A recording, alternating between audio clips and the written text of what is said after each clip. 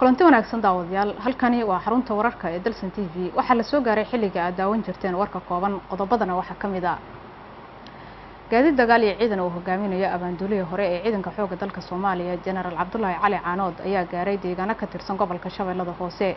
warar soo baxaya ayaa sheegaya in ay ku wajahan yihiin magaalada Marka ee xarunta gobolka Shabeellada Hoose halkaasi oo qorshuhu yahay in ay kala wareegaan al-shabaab deegaano hoos yimaada magaalada Marka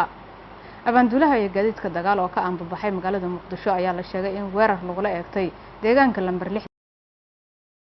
hase yeeshee waxa uu warbaahinta u sheegay in isaga iyo ciidankiisa aysan weerarkaasi wax khasaare ah ka soo gaarin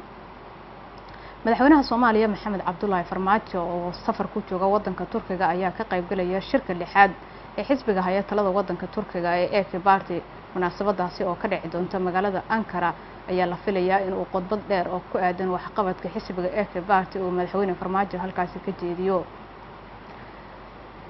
ciidanka AMISOM ee ku sugan gobolka Shabeellada Dhexe ayaa maanta howlgal ka wada wadada dheer ee xiriirisa magaalooyinka Balcad iyo Jowhar iyagoo kaashanaya ciidamada xoogga dalka ee ku sugan halkaasi dadka deegaanka ayaa warbaahinta Dalsan u sheegay in ciidanka oo ay halkaasi maanta ka wadaan howlgal baaritaan ah kadib markii ciidamo ka tirsan kuwa AMISOM weerar lagula eegtay wadada dheer ee xiriirisa magaalooyinka Balcad iyo Jowhar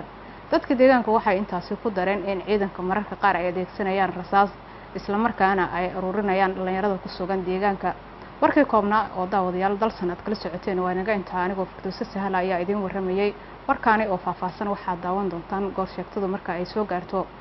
10 galabnimo inta ka horeysana nabadgelyo